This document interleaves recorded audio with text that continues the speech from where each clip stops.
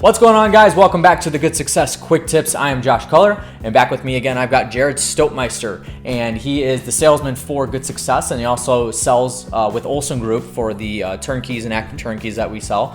We're a turnkey provider. So today he is going to talk about good deal versus bad deal, and obviously there's a whole slew of things that we could talk about if you're gonna separate the two genres, but he's just gonna give us a really short, quick tip on the good deal versus bad deal. So, Jarrod, it's awesome to have you back. What do you have for us today?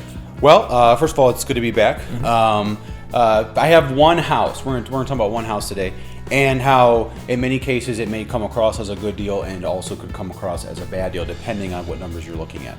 So we do turnkeys here. We do turnkey. We're a turnkey provider. And we definitely have some criteria. And one thing you want to be careful is looking for one specific number over another. And so we had a deal recently where we were looking at it and running some numbers, and it fit. One of the things we look at is loan to value, LTV. And so we have a specific loan to value number that we're looking at. And so when we're bidding, we want to make sure that based upon repairs and how much we're into the property and the investor would be into the property, if those numbers will work. So we found that number, we use that for our formulas. And what we found was when we acquired this house, this house fit the numbers well. Fantastic. Okay, and so that would be considered a good deal, right? But once we take the other numbers, and what we did was we have our pro formas and we start entering in data, and once we put in taxes and rent, now the loan to value never changed. It was still the same. That was still good. But what we found was the rent and taxes did not fit our cash flow criteria. We have our monthly cash flow criteria. And so what we found was just because it may fit one number doesn't mean it's going to fit another number. And that's common sense. But sometimes we tend to pigeonhole ourselves because we may like an area or because we've had success in this market. Or maybe it's just a good deal. You're like, sure, man, this is a good deal. Absolutely. In fact, there's another house we were currently bidding on. We're getting prepared for a sheriff's sale here locally. And the house is amazing. It's in a great market.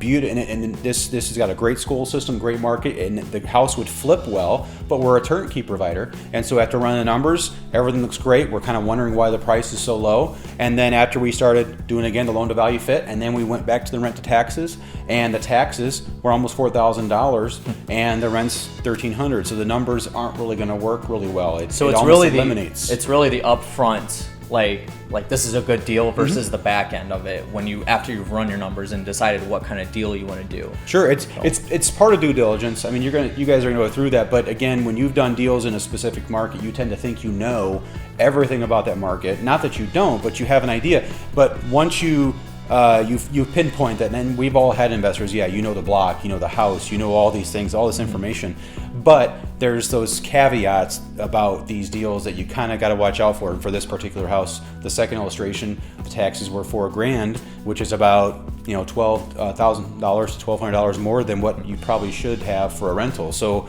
it basically eliminated that house from its option. So that deal wouldn't work for any. It could work for a flip, and so you really at that point have to decide then what your exit strategy will be. Yeah. And so, of course, for us, we would love to have options. We're a turnkey provider, but we do some flips, and so we'd like to have options. But in this case, we eliminated our niche. We're a turnkey provider, and we eliminated the turnkey portion of that, so we kind of pigeonholed us into just a flip or maybe what we would call a wholesale deal. So those are type of things you got to look out for as you're looking for your deals. Even though you know your area, you know your market, you still have to look out for those numbers and run them together to make sure they fit. Great. So a good point of view from that like, you don't want to just get caught up with this is a good deal. You want to make sure you run the numbers and know what kind of deal that you're going to get into, whether you're going to do a rental or fix and flip or whatever. Absolutely. So. I mean, again, this is common sense. So many of you investors out there are going to be like, of course I know this stuff. But sometimes you got to be reminded, because you know the market, you kind of shoot from the hip a little bit. Yeah. And you fail to do your due diligence, and then you kind of get stuck with the deal, and you're kind of thinking, how am I going to get out of it? And so those are the kind of deals where you want to stay out of problem properties. Yep. Those aren't good. Absolutely. Stay away. Awesome. Great point of view from that side of it. I mean, the good deal versus bad deal, again, we could go into so much detail about how to decipher those, but this is just something that you really need to think about. Like he said, sometimes you just shoot from the hip and you just go into it, thinking that this is going to be a good deal, but then when you get into it, it's like, oh, I shouldn't have done this. Yeah. But anyway, awesome stuff. Thank you, Jarrod, for sharing that with us. And thank you guys for watching. And if this video did bring you value, make sure you give it a big thumbs up. Make sure you subscribe to us on YouTube or like our Facebook page, however you're watching this video. Make sure you share this as well. Get this out to the community. We would love for you guys to share that. Thank you for watching, and we'll catch you on the next one.